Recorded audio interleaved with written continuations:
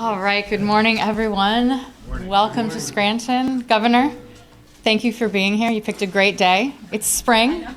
We're ready. We're ready for a great season here in Scranton. We've got a lot of exciting news and a lot of very important people in this room who work very hard to make Scranton and northeastern Pennsylvania a great place every day. We have many of our labor representatives here. We're appreciative of UA Local 524 for hosting us. And here from our elected delegation, we have Representative Kyle Mullins, Representative Bridget Kozorowski, Representative Eddie Day Pashinsky up from Luzerne County. Thanks, Eddie, for coming. Representative Jim Haddock, Lackawanna County Commissioners Bill Gahn, Matt McGloin, Chris Shermack. I think we're all here, right? We have Scranton City Council President Jerry Smurl here. From Senator Marty Flynn's office, we've got Brian Doughton and Jen Fitzpatrick. From Senator Brown's office, Doug Miller. And from Representative Cartwright's office, John Blake. So as mayor of Scranton, I spend an awful lot of time thinking about what our economy needs, but mostly what our families in Scranton need. I am not alone in this room. I think every person I see in this room thinks about these things all the time too. How are families making ends meet? What do those water bills look like? What do the paychecks look like? What's coming out of those paychecks, and is it fair? What are those wages looking like, and what are those wages going to look like over time? What do pensions and retirement look like? What are the job opportunities that are coming up for myself and for my kids? And many of the local reps that I just talked to, we are on the younger side. I won't call myself young, don't get me wrong, but younger side, and a lot of us have younger kids. You see that in the parade when we're carrying our children through these streets. But it's always on our minds and that of families throughout our northeastern Pennsylvania. What are the jobs going to look like for our kids? We hear all the time that people want to have an economy where their kids are going to stay here. Their kids are going to go into the trades and stay here. They're going to go off into 2 or 4 year college. They're going to stay here or be able to come back. You also hear a lot, of course, about energy security. Northeastern Pennsylvania, all of Pennsylvania, has been about energy. That's what we were built on, is energy. I think that might be a reason the governor's here for this announcement today. But I take solace every day that we have a governor in Harrisburg who's talking about and thinking about Pennsylvania families. He's thinking about job opportunities and what that looks like for the future. And he's thinking about energy security, not just in Pennsylvania, but in the United States. So it's a real honor to open this up today. And it's an honor also to introduce Pat Dolan, business manager for Local 524.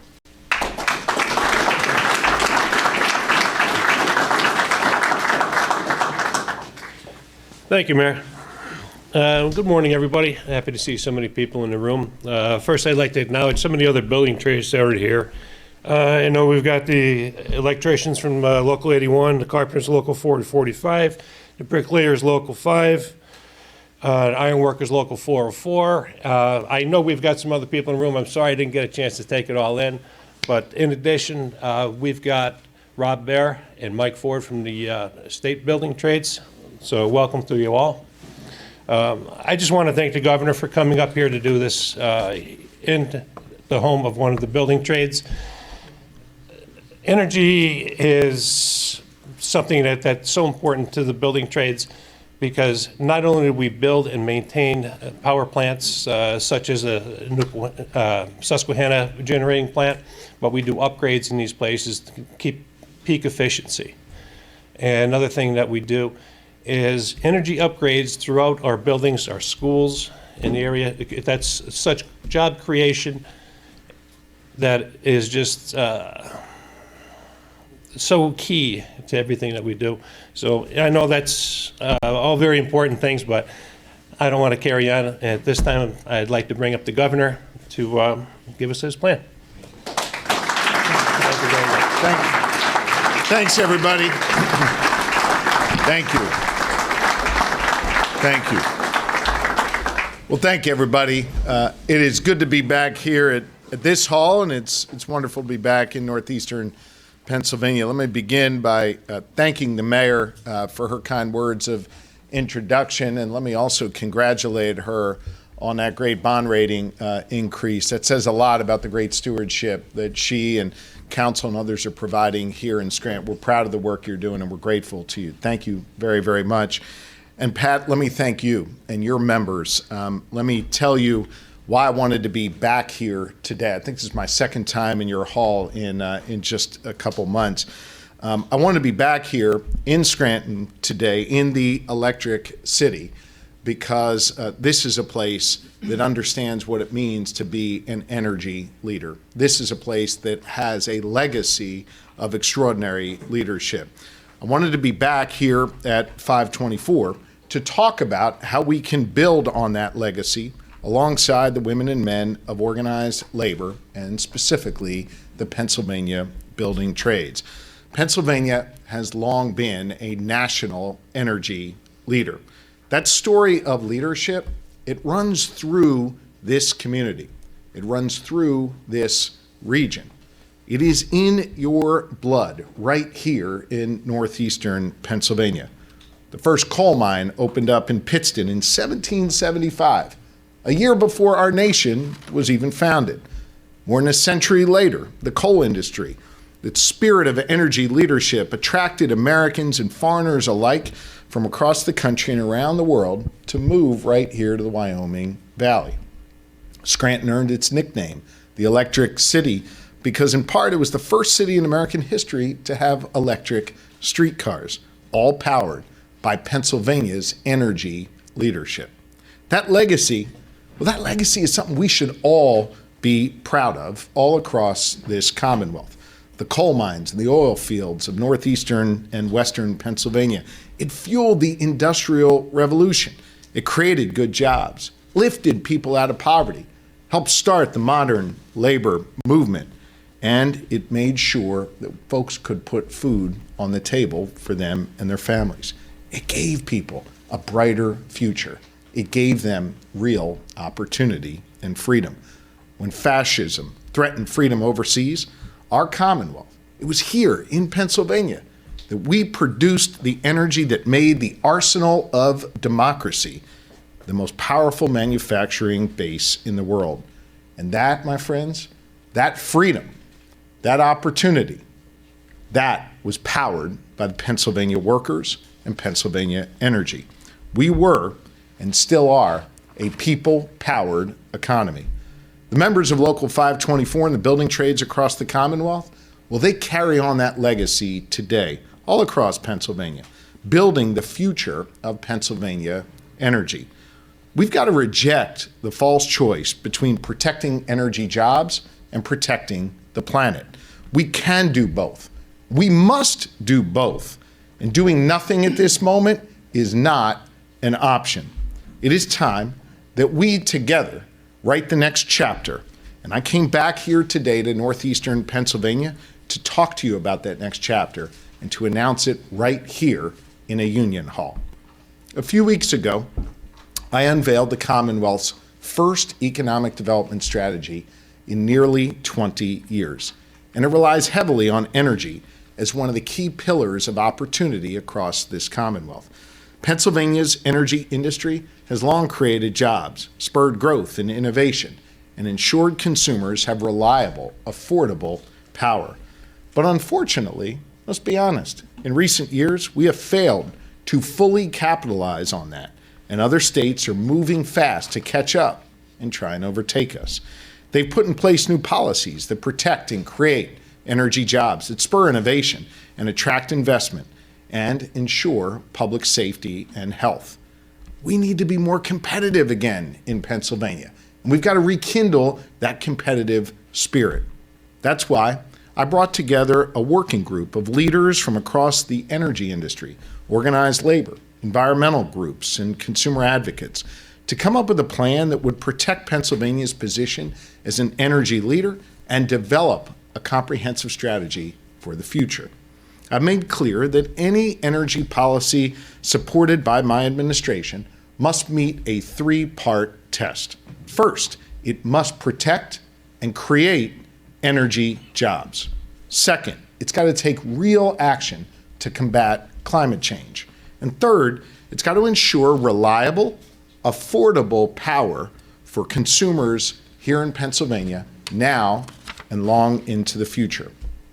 For the first time ever, all of those stakeholders came together around a table, including folks like Jackson Morris from the NRDC, Pennsylvania's consumer advocate, Patrick Cicero, and the president of the Pennsylvania Building Trades, Rob Baer.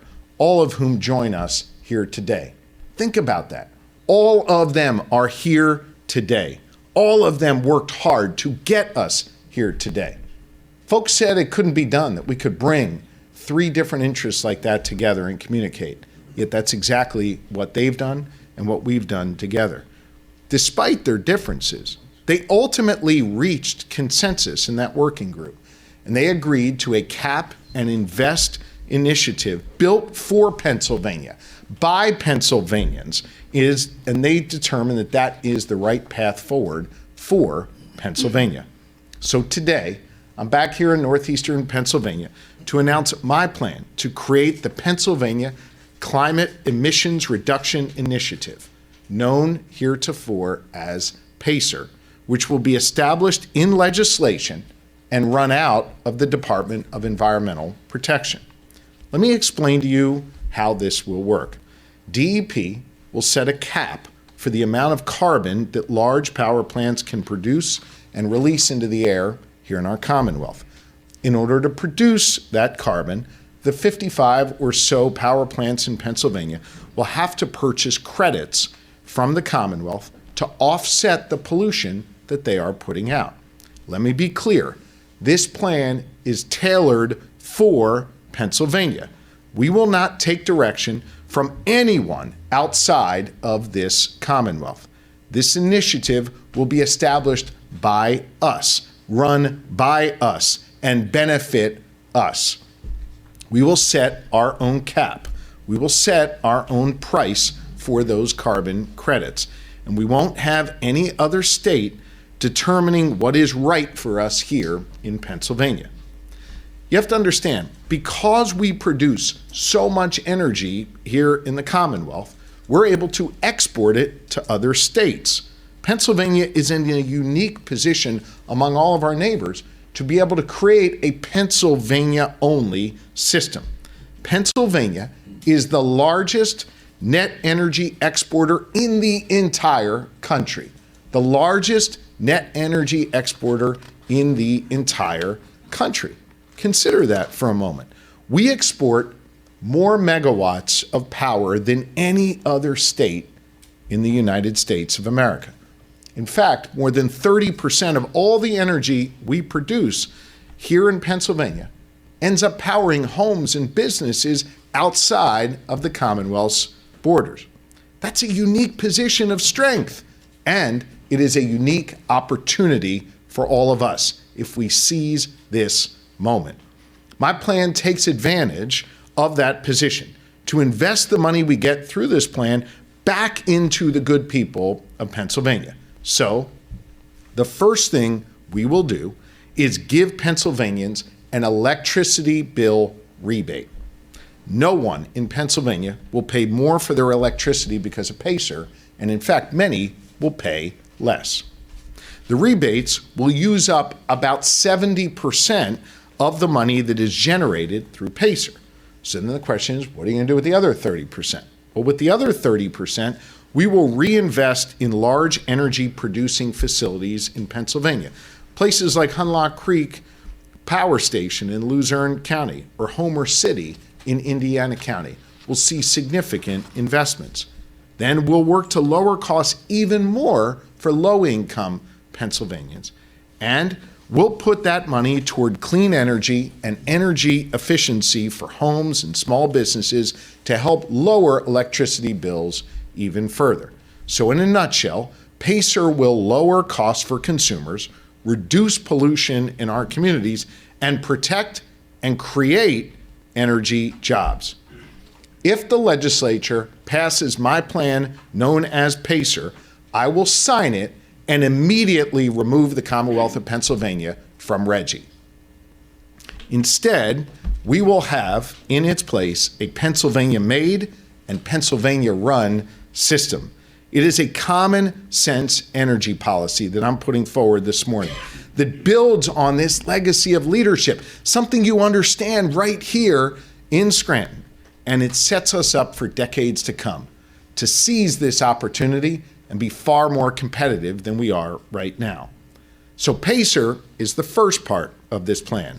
Now let me tell you about the second piece of it.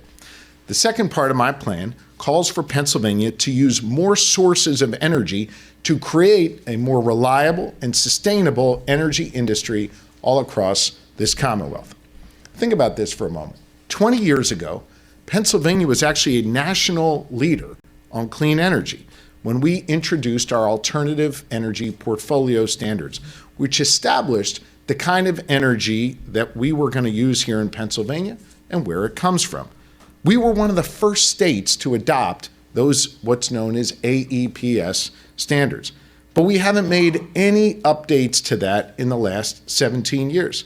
Heck, I voted for that when I was in the House way back in 2007. I think I was there with Eddie Day at the same time.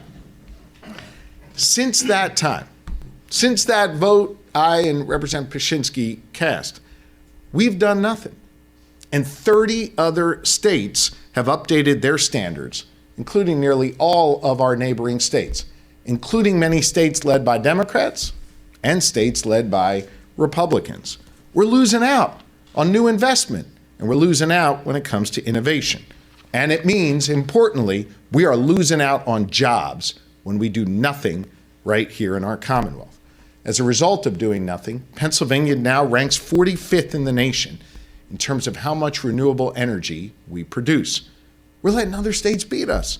That has to change. I'm competitive as hell. I don't want to lose to any other state. I don't want to fall behind any other state.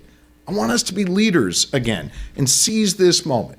So that is why my plan calls for the creation of the Pennsylvania Reliable Energy Sustainability Standard, or PRESS. PRESS updates our energy standards and expands the tiers of what kind of energy sources can qualify. This is important because it creates a new market for clean energy, but not in a way that jeopardizes anyone's job or puts anyone out of work. It actually creates more jobs for pipe fitters, more jobs for steam fitters and boiler makers. And here's how. PRESS calls for 35% clean energy by the year 2035. It expands the number of zero-emission sources that could qualify. Now, it won't only be solar and wind, but also methane digesters, new fusion technologies, small modular nuclear reactors, all things that Pennsylvania has actually invested in recent years, all things that we can be proud of, all things that are creating jobs and economic opportunity across Pennsylvania. In fact, just a few months ago, I was in Allegheny County, where Pittsburgh is, to celebrate a new Westinghouse facility supported by our Commonwealth that is going to produce small modular nuclear reactors. Once that production line gets up and running, the energy produced from those reactors would count toward this goal in PRESS, and it'll drive investment into projects that will create jobs for skilled laborers like those here at Local 524. PRESS also redefines two more tiers of energy sources. By 2035, we also want to get 10% of our energy from other clean sources, like large-scale hydropower or natural gas that uses carbon capture technology.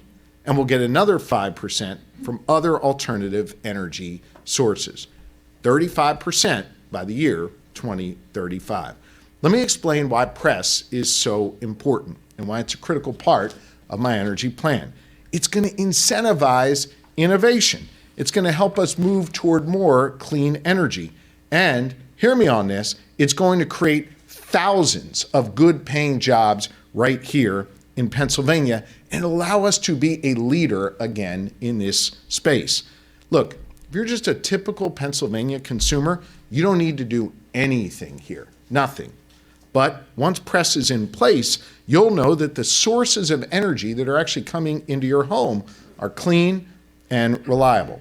Working with my colleagues in the General Assembly, we will introduce legislation to implement both PACER and PRESS in the next few days. Now, taken together, PACER and PRESS, the two components of my plan, will meet that three-part test, remember I talked about at the beginning. They will create energy jobs, it will cut costs, and it will protect our planet. Hear me on this.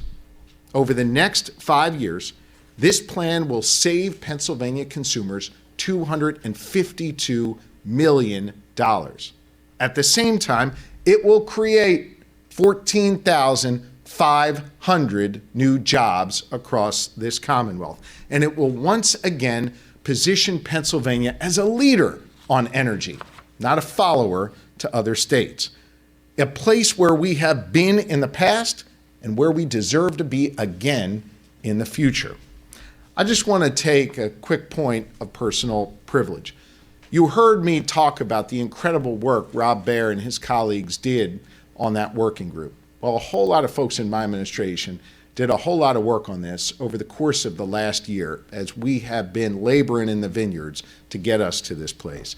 I want to give special thanks to Amanda Warren and to Sam Robinson, Jacob Finkel, Brian Regley, and NEPA's own TJ Yablonsky. They have done extraordinary work getting us to this place. I'm mindful of the fact that energy is a challenging topic, and there's really passionate views on all sides of this. In fact, many people who were involved in these discussions complained to me during my campaign and early on when I was governor and said they never actually got the chance to come together and talk about it. Even though they had strong positions, there was never this moment where they could talk, where they could figure out if they could see eye to eye. We created that space for them to do that, and they worked incredibly hard, the members of my team and the members of this working group. I'm mindful of the fact, and so are these wonderful public servants here, that Pennsylvania is the only state in the nation with a divided legislature. One chamber led by Democrats, one led by Republicans. And you know what that means? It means nobody gets everything they want. It means we've got to compromise. And you know what? Compromise is a good thing. It forces us most of the time to do things that are common sense. If we've learned anything as the only state in the nation with a divided legislature, it's that we've got to come to the table. We've got to talk. We've got to engage. We've got to have the kind of hard conversations that these folks have had in order to do good for the good people of Pennsylvania. The plan I'm introducing, it's bold. It is big. It's going to require a whole lot of work. But now is the time to act. Now is the time to keep people coming together, to hear Democrat and Republican voices at the table, and to get stuff done for our fellow Pennsylvanians. I want to be really clear about something. Doing nothing is not an option. There are consequences to doing nothing. If those who propose to just sort of sit this out and do nothing have their way, well, you know what'll happen? Consumers are going to end up paying more for their electricity bills if we do nothing. We also won't create enough jobs and opportunities for our businesses and our labor unions to evolve and grow over the next decade or more. We'll see more pollution and damage in our communities already suffering the impacts of climate change. If they choose to do nothing, they're choosing to be less competitive in an environment that demands us to bring excellence to the table every single day. They're choosing to fall behind if they choose to do nothing. I'm sick and tired of falling behind other states on energy, on economic development, on creating jobs and economic opportunity for folks. It's time to do better. It's time to do better in a multitude of ways, especially when it comes to energy. And it is long past time to take action in this space. It's time to take these common sense steps to cut costs, protect our planet, and create jobs. And that is exactly what my plan will do. So I'm calling on the legislature, members of both parties, to do their part, to come together, to find common ground, and to pass these two bills. Send them to my desk, and let's ensure that, again, Pennsylvania can be a leader amongst the other states all across this nation, that we can, again, power this great nation and this world with Pennsylvania labor and Pennsylvania energy. One of the important people who's been by my side throughout these tough conversations, who's helped us find common ground, who's helped make sure that we could have a plan that creates jobs in Pennsylvania, has been Rob Baer, the leader of the Pennsylvania building trades. And it's my pleasure to introduce him now for a few words. Thank you.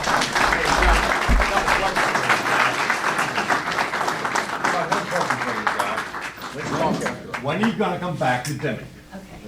I got no order at the house. We'll definitely You do know that. it? Thank you. You threw us under the bus, and you did it. Come with me. We'll go. Well, we'll set up a meeting.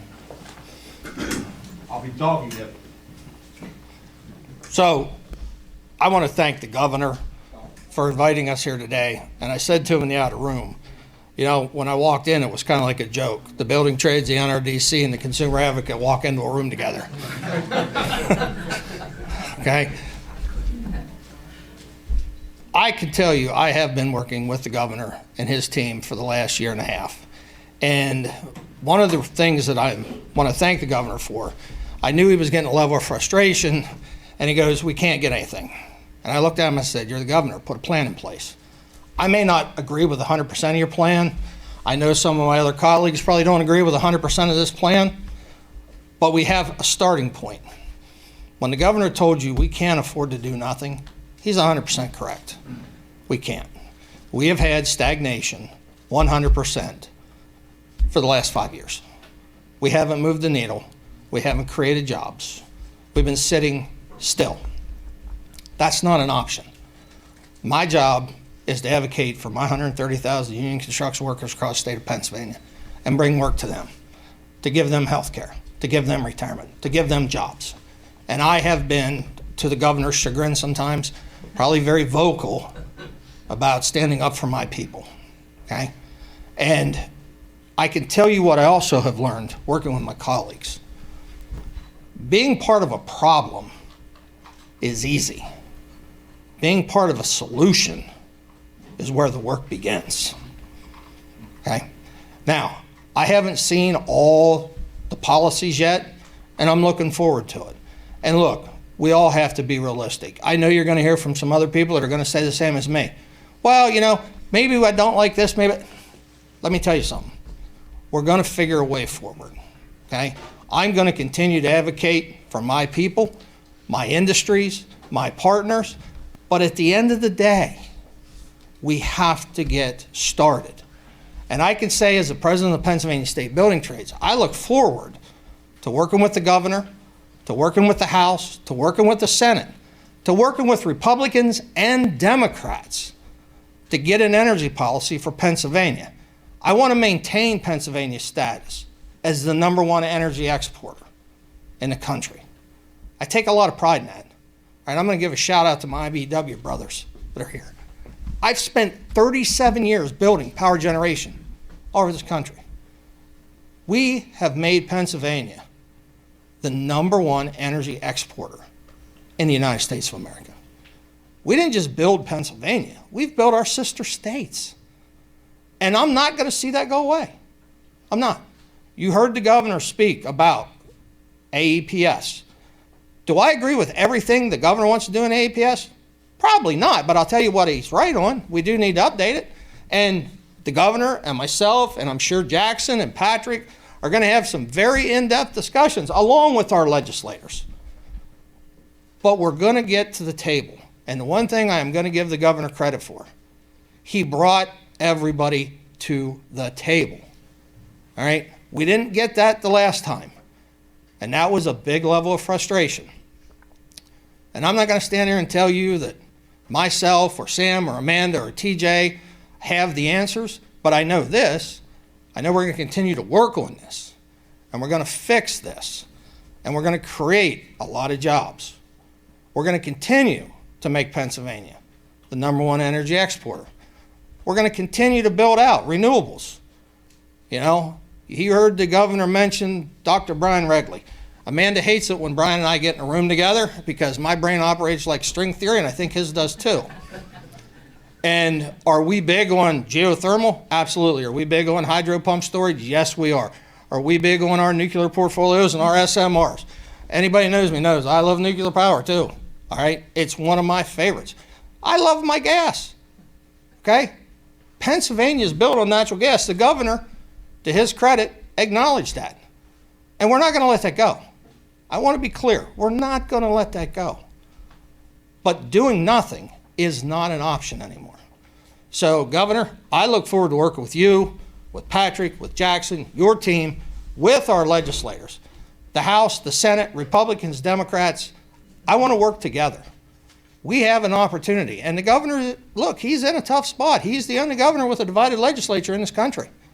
And it's going to take a lot of hard work to be part of the solution from all of us. All right? We know this is not an easy thing to do. But I'm excited. I'm optimistic. You know, I'm going to take a point of personal privilege. I'm a new grandfather.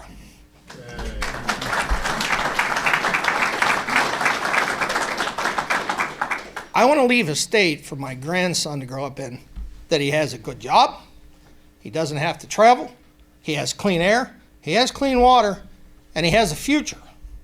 That's my goal. And I never forgot our very first meeting when the governor put us all in a room.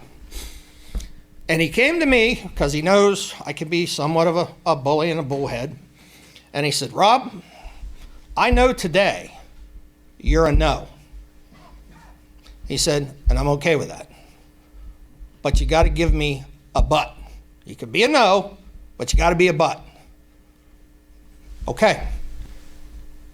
The man is open to suggestions and ideas. And that's all we can ask for. We haven't had that in the past. We have it today. We have an opportunity, and we're going to do it. All right? I want to thank you all for coming here. I want to thank all my trades brothers for being here. Thank the press. I want to give a special shout out to my assistant, my Secretary Treasurer, Mike Ford, who has taken up all the slack for all the time that I've been away from that office working on this.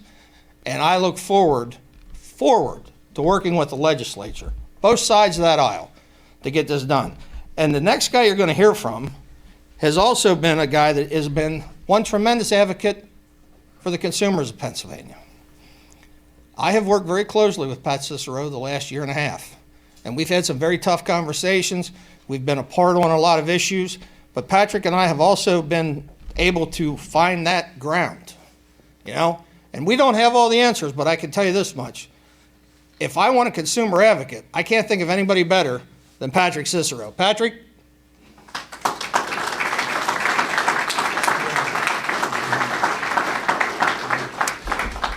Well, there is no harder job than following Governor Shapiro and Rob Baer to a podium. I want to thank Rob for the kind and generous introduction. I want to thank the governor for inviting me here today and all of you for being here. My name's Patrick Cicero, and I have the utter privilege of being Pennsylvania's consumer advocate. Some of you don't know this, but Governor Shapiro, when he was then the Attorney General, nominated and appointed me to this position in 2021. He was looking for somebody who was dedicated to the consumers of Pennsylvania, and I have spent my life working on behalf of consumers, and it is a joy and a privilege to go to work every day. One of the key roles of my job as consumer advocate is to fight for Pennsylvanians facing challenges on their utility and energy bills. This is no simple task. It requires a focus on the present crisis of unaffordability while looking to the future to ensure that households have reliable access to energy now, tomorrow, and the next day. Balancing present needs with future risks is part of that job. That's why I was pleased when Governor Shapiro asked me to be a part of the working group to explore the challenges and opportunities posed by the Cap and Invest program here in Pennsylvania. Along with energy industry leaders, organized labor, and environmental groups, we came to some consensus, which is no small feat either. We came to the consensus that we need to ensure that consumer interests, environmental interests, and labor interest were all equally protected in this. We agree that a Pennsylvania-specific program with Pennsylvania interests at heart and a Pennsylvania-specific Cap and Invest program that not only keeps energy bills flat for many, but reduces those bills for lots of Pennsylvania consumers is the key to success.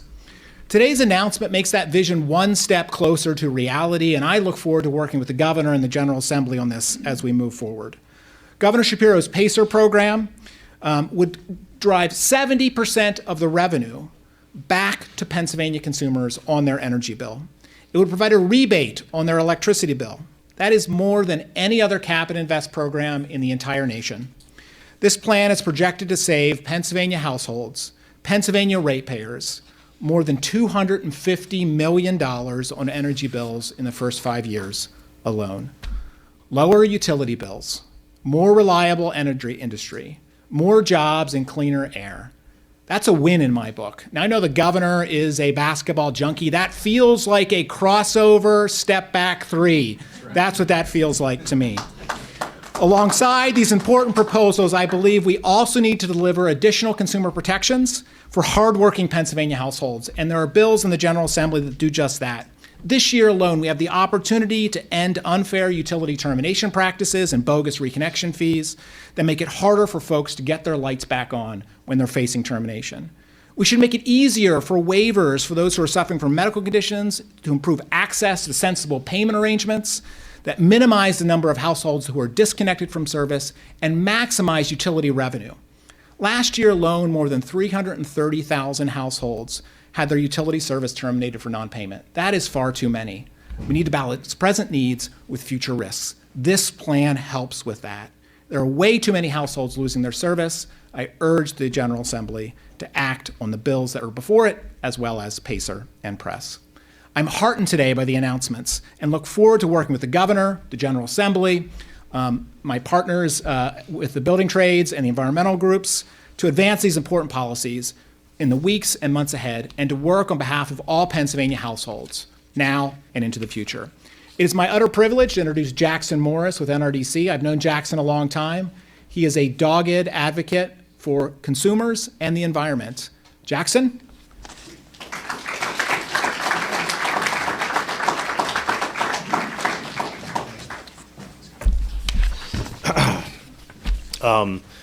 Good morning. Thanks for the governor inviting me to speak today. I also want to echo his thanks to his amazing team. I give a lot of credit to the governor, but I think he's only going to be as successful and as great at his job as the people that work with him. And they did tireless work. This was a lot of people go to the beach for the summer. The members of the working group decided to spend like 8-hour days in like conference rooms with no windows, although they did give us food and water, so there was that.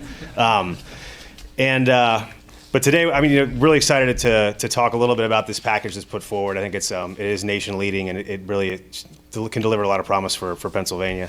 With Governor Shapiro's leadership on a bold carbon cap and invest program for the power sector along the lines of PACER, coupled with a recharged and ramped up clean energy standard along the lines of PRESS, we can make Pennsylvania a national leader on clean energy while creating a vibrant and equitable clean energy economy right here in the Commonwealth. As we've heard the governor and my friend Rob Baer and many others today, inaction is simply no longer an option. We can and must forge a path forward together that tackles climate change, protects consumers, and creates family-sustaining jobs. And with the tailwinds of the once-in-a-lifetime federal incentives for clean energy under the Inflation Reduction Act and bipartisan infrastructure law, there has literally been no better moment to seize this opportunity. NRDC continues to believe the Regional Greenhouse Gas Initiative, or RGGI, would deliver that future for Pennsylvanians and fully support the state's continued defense of that regulation in court. But we're also open and eager to explore alternative approaches, such as what's envisioned in the PACER legislation, that could deliver comparable emissions reductions while generating vital funding to reinvest in communities across the state. And we look forward to working with the governor, the legislature, and the diverse stakeholders you've heard from today to pursue that possibility. We, labor, environmentalists, and consumer interests, are all in this together. Because if we don't act now, Pennsylvania will be left behind. We need the legislature to act for Pennsylvania's energy jobs and to ensure our energy is clean and affordable. And done right, Pennsylvania could be the first and only major net exporter of increasingly clean electricity in the nation that also has a bold carbon cap and invest program on the books. Not only that, but our own analysis has shown that by adopting such a policy, combined with a strong clean energy standard, Pennsylvania could drive net carbon reductions across the entire PJM regional grid. From Scranton to Philadelphia to Pittsburgh and up to Erie, Pennsylvanians value their state. We know we want clean air, safe drinking water, and natural wildlands. And we can have all those things and a strong clean energy economy where families can thrive. NRDC is committed to working to make that promise into a reality for the Commonwealth. Our kids are counting on us to make it happen. Let's get to work.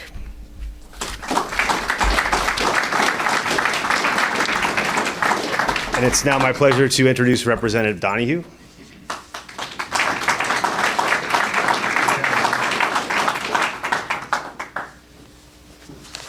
Thank you, and thank you to the governor for coming to the city of Scranton in the 113th district, especially in our high holy days of early March.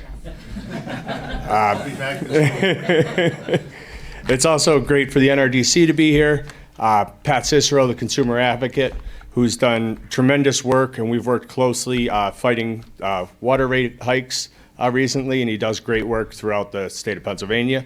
Pat Dolan, Rob Baer, for advocating for your members and your workers all across the state of Pennsylvania. For years, discussions on energy policy have been a constant back and forth between the legislator and the governor, both previous and current, on whether Pennsylvania will participate in RGGI, what constitutes a tax versus a fee, and that list goes on. But as we stand here today, we're no closer to enacting a 21st century energy policy than we were 5, 10, or 17 years ago. That is why I commend the governor for convening a working group of labor, environmental and consumer advocates, and industry to develop an energy policy that meets his 3-part test: protecting and creating energy jobs, taking real action to protect our environment, and ensuring reliable, affordable power for consumers. Now is the time to have this discussion. Inaction is no longer an option. We owe our children a future that provides them an environment with clean air and clean water, reliable energy sources, and an economy that works for everyone. I believe that is the goal of the governor's common sense energy proposal, and I look forward to working with his administration and my colleagues to make this proposal a reality. And with that, I'd like to ask the governor to come up and take some of your questions. Thank you. Great. Take a few questions from the media. Yeah. Governor Shapiro, not from the media, how about from the citizens who you promised clean water in Dimock, Pennsylvania? You promised us. Yes. 7 years ago when you were Attorney General. Yes. No, I'm not leaving. Hold on. I will leave in a second. No. Yeah. No, I'm not going anywhere. Come on, Greg. Governor, come to Dimock. You're right here. Come up and meet the people. These are the children who've been poisoned. That's their water. Okay? Yeah, Sam, you've had a chance when you were the governor's assistant. No, come on. I'm not harming anybody. I'm not harming. Don't touch me. Don't touch me. I want an answer. Are you going to come to Dimock today, Governor Shapiro? Thank you. I'm a 6th-generation landowner. My water was poisoned. Dimock's water is poisoned. We have poisoned water. I heard nothing from you today about people's bad water, and you know it. You investigated it with the Attorney General. 6 grand juries. You charged the company. Thank you. Thank you for being here. Okay. Appreciate it. When? Make a date. Tell me the date. Okay. Thank you for being here. That's the kids that are poisoned right there. I got pictures. Come outside. What's up? Thank you. I'm actually going to leave too because I had to move to New York because our water was poisoned and I had home when you became governor. So I'll leave too. Thank you. You can swear down. I'm grateful that the folks of Dimock care so deeply about their community. I do as well. That's why when I was Attorney General, we brought criminal charges, the first Attorney General to do that, to hold those companies accountable. And as part of that, we are building a water line that will go directly to those folks in Dimock, and that process is underway. I care deeply about them, and I appreciate the fact that they're frustrated and they wanted to come and voice themselves here, and I respect their right to do that. So that's not why we're here today, but I do respect their right to do that. So if the media have any questions on this topic, I'm happy to answer them. Governor, if these bills don't pass the legislature, do you plan to enforce RGGI if given the opportunity to do so? Well, I'm focused on getting these things passed. Understand that that's an issue that's still winding its way through the courts. I did not put in my budget an assumption of revenue coming from RGGI. I understand that that was a priority of my predecessor. My priority is getting these two bills, PACER and PRESS, done. This is what's going to meet my three-part test. It's going to create jobs. It's going to protect our planet. It's going to lower costs for consumers. It's time to act now on these two bills. Governor, as it relates to PACER, would the revenue generated for the rebates and for the investments all come from the sale of the carbon offsets? That's correct. Hey, one of the rural representatives in their most recent newsletters said that they were dissatisfied with the budget hearings because there was not a lot of detail during those hearings. First of all, do you think that's true? And secondly, is there a lot of detail already prepared with this energy plan? Well, I don't follow the rural representatives' newsletters. God bless you for doing that. Maybe instead of putting out newsletters, they could come to the Capitol and do their jobs and pass some bills that would actually help us when it comes to creating jobs and lowering consumer costs. This proposal that I've outlined here today, the two parts, PACER and PRESS, will be introduced by colleagues of those who are here today next week, and we'll get going on hearings, and hopefully they'll get a fair hearing, and we'll come to some consensus, and those bills can reach my desk soon.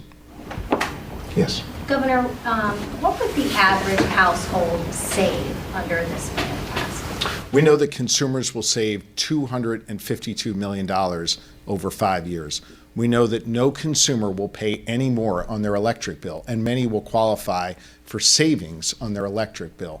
And the reason why we're able to do that and still make the critical investments we want to make is because we're not only an energy exporter, we're the most significant energy exporter in the entire country. So we're going to be able to generate revenue that's coming from ratepayers in other states to be able to invest in our needs here in this Commonwealth. Anything else from the media? Thank you all very, very much. Appreciate you.